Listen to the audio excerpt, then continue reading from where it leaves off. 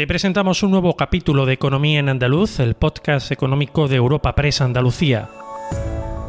Cada 2 semanas, en un breve espacio de 10 minutos, te ofrecemos un resumen de las noticias más destacadas de nuestra redacción, centradas en las 8 provincias andaluzas y en el estado actual de la economía en Andalucía.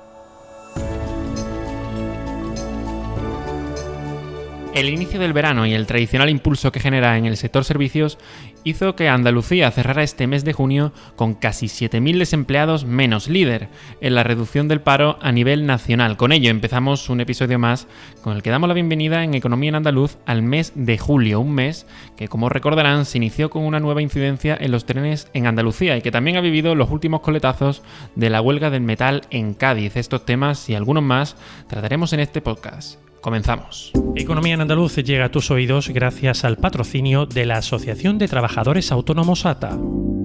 Tal y como lo hemos contado en Europa Press, el paro en las oficinas de empleo se redujo en 6.974 personas en junio en Andalucía, que baja así de la barrera de los 600.000 desempleados. Ello significa que 1 de cada 7 parados menos corresponde a nuestra región, ha destacado la consejera de Empleo Rocío Blanco, quien ha hecho también un balance positivo de la reducción del paro en el último tiempo. Esta nueva caída hace que el descenso acumulado desde febrero se sitúe ya en 47.852 personas, es decir, a un ritmo de casi 9.500 parados menos al mes desde esa fecha.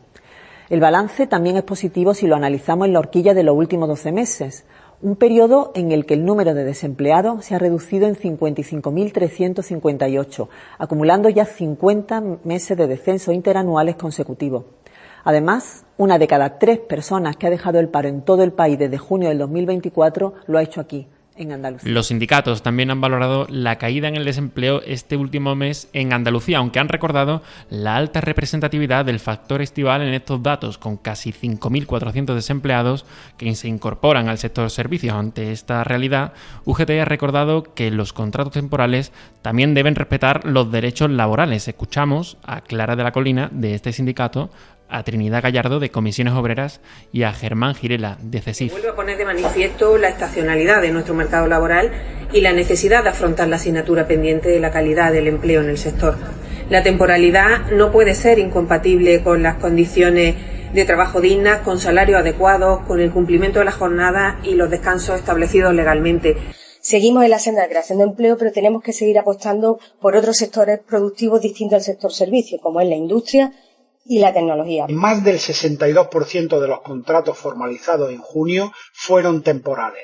La mayoría fueron también en el sector servicios. Esto viene a dar cuenta de que el mercado laboral andaluz depende de circunstancias concretas, pero los andaluces necesitan empleo estable y de calidad. Como decíamos al empezar, julio comenzó con una nueva incidencia en la conexión entre Madrid y Andalucía. Un tren de Wigo que se quedó parado en las vías y que provocó que otros quedaran inmovilizados, según indicó Adif, llevaría una sobrecarga de tensión, con miles de viajeros afectados en plena ola de calor. La consejera de Fomento, Rocío Díaz, señaló entonces al gobierno como incompetente y lo acusó también de querer acabar con un servicio, según manifestó, fiable.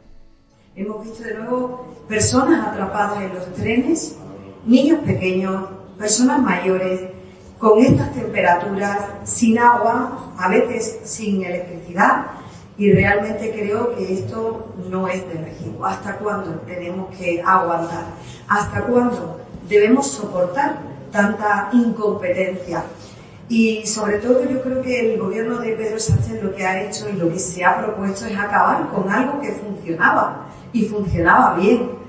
El tren llegaba a tiempo, el tren llegaba a su hora y ellos se han propuesto acabar con un sistema fiable. Otro de los temas que ha dado de sí en estas últimas fechas ha sido la huelga del sector del metal en Cádiz. Esta semana, CGT anunciaba el final de esta convocatoria después de que UGT y la patronal alcanzaran por segunda vez un preacuerdo sobre el convenio colectivo de la industria auxiliar. Así lo señalaba por el sindicato Antonio Montoro, que lamentaba, eso sí, la falta de consenso en la mesa negociadora tras el rechazo de Comisiones Obreras al pacto. Después de muchísimas horas de negociación, por fin, el convenio del metal tiene un preacuerdo para desconvocar la huelga.